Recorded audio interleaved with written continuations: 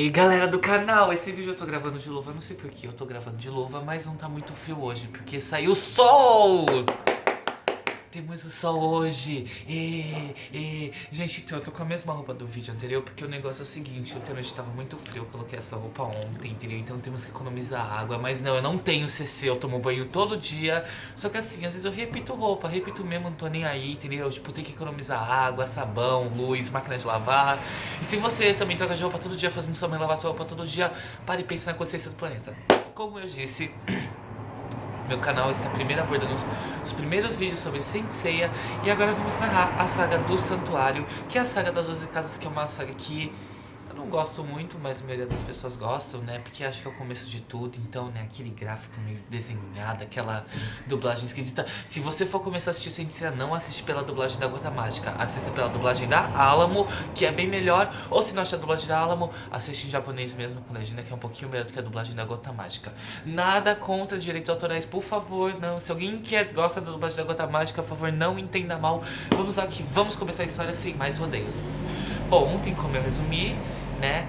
Tudo começa por causa da armadura de ouro, Coliseu, Saori Kidna. Então, depois que Saori descobre que é Athena, ela vai até o santuário e falar com o grande mestre que está espalhando mal pela terra. Como ela é a deusa da terra, da sabedoria e da justiça, ela tem que ir até o grande mestre. Então, só que de repente, dentro do santuário, aparece uma pessoa toda encapuzada. É um cavaleiro, só que esse cavaleiro diz que pra subir as 12 casas tem que passar. Só que esse cavaleiro diz que pra chegar na sala do grande mestre tem que passar pelas 12 casas do zodíaco. Só que até então eles acreditavam que só existiam um cavaleiro de ouro, só que na verdade existem 12 cavaleiros de ouro, 12. Eles são Mudiares. Mudiares é o cavaleiro que protege a primeira casa do zodíaco. Ele tem como tendência a telecinese e também ele é o único cavaleiro capaz de restaurar armaduras, devido a ele ser do continente dos lemurianos, que é um vídeo que depois eu vou explicar mais pra frente sobre tudo, sobre Mudiares e essas coisas. Então, de repente esse cavaleiro, que na verdade era uma pessoa encapuzada, ele na verdade era um cavaleiro e atinge o quê? Uma flecha em Saori Kido. Em seguida você dá o quê? O seu famoso meteoro de Pegasus. Ai, gente, a luva já tá me incomodando, eu vou tirar a luva, sabe? Antiderrapante, gente, custou 10 reais, tá? É muito boa, aquece minha mão. É uma luva muito boa essa luva aqui. Então, vou ficar com uma só, acho mais da hora. Uma mão sim, uma mão não, olha só que da hora, gente. Minhas luvinhas. Então, voltando ao assunto, depois que ele é atingido pela flecha, depois que a Athena é atingida pela flecha do mal, ele simplesmente fala que ela só tem 12 horas de vida. Aí você para e pensa, 12 horas de vida, o que você faz em 12 horas de vida? Não dá pra fazer quase nada, nem pra uma viagem daqui pro Rio de Janeiro daria muito certo. Tipo, você não vai fazer quase nada na sua vida em 12 horas. Então os cavaleiros decidem subir o santuário. Chegando lá na primeira casa, a casa de Ares. Só que Mu diz que não é possível derrotar os Cavaleiros de Ouros com um cosmo tão baixo, apesar dos cavaleiros serem enfrentados em inúmeras batalhas contra oponentes muito fortes.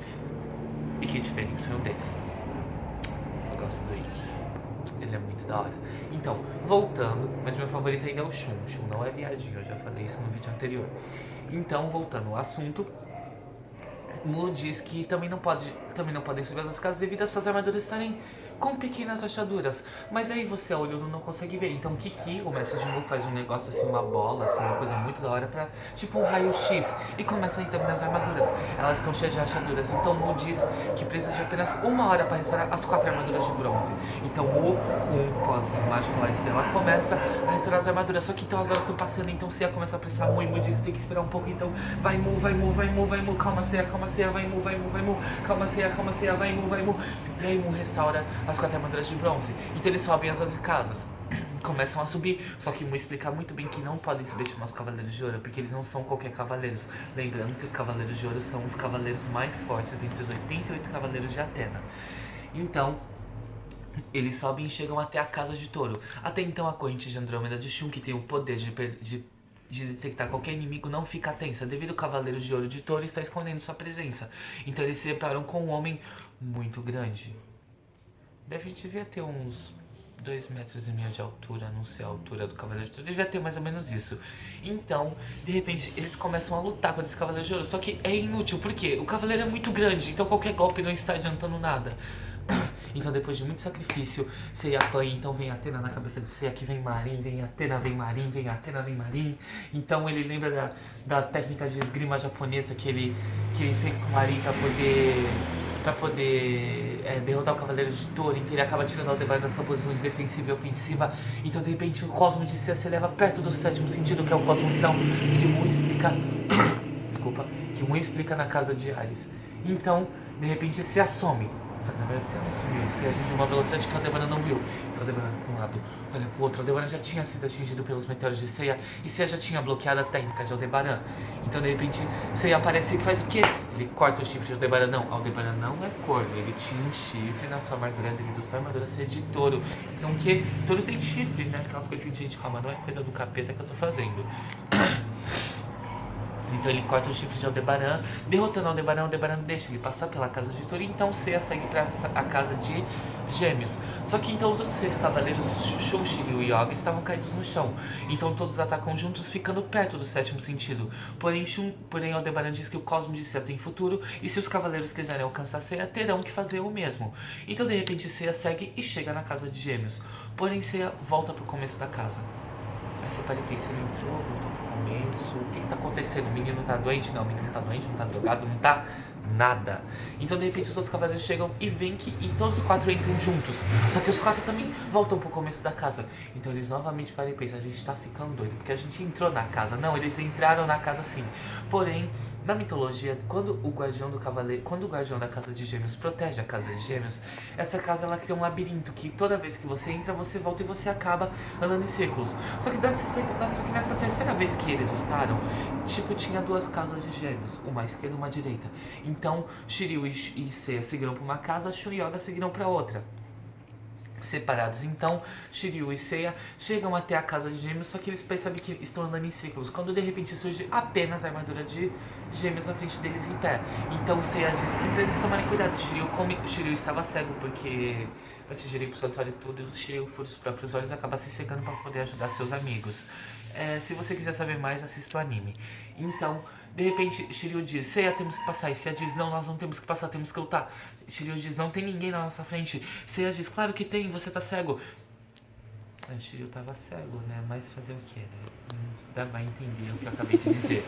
E então, de repente, Shiryu e Seiya vão, e eles avançam e acabam saindo da casa de Gêmeos, partindo pra casa de Câncer.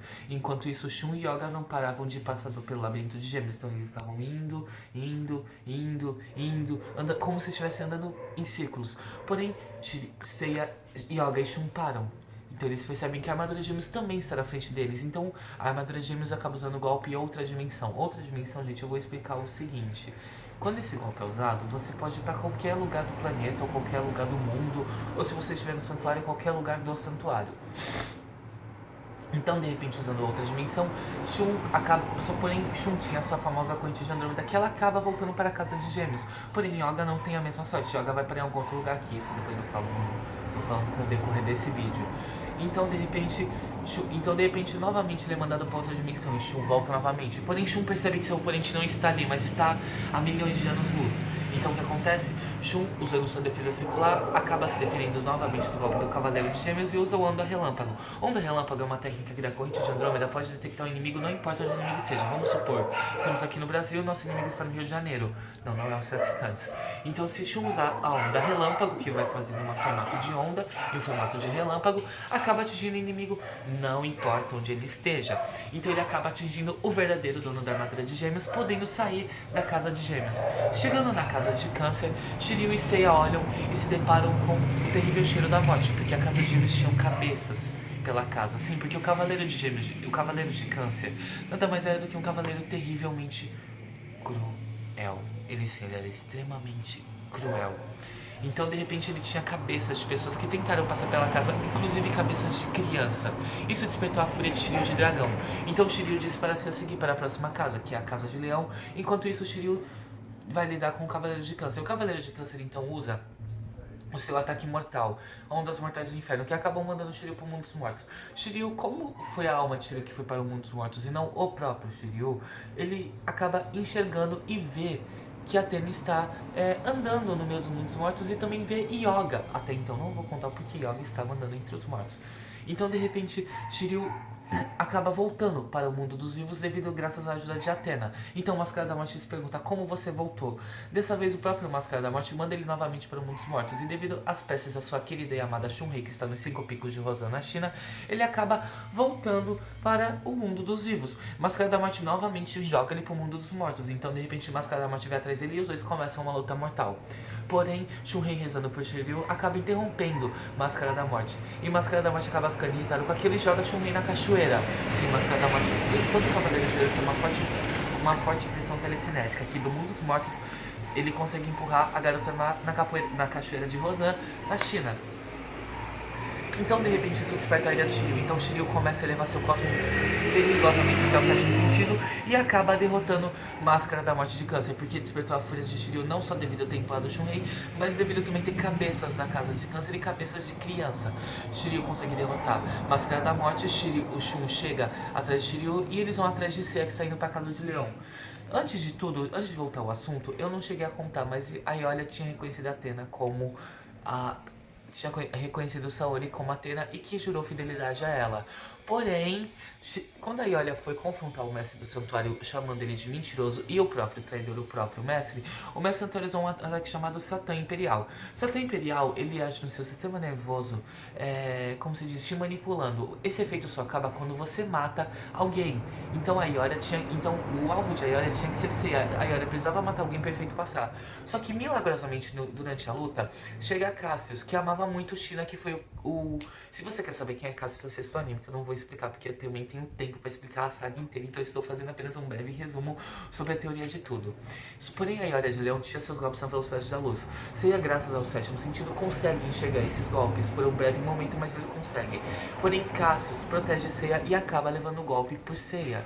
Então Cassius acaba morrendo, mas ele acaba morrendo por China. Eu já disse, assista o anime se quiser saber mais. Então, de repente, o efeito de Ioria, o efeito do salto imperial do Grande Mestre acaba.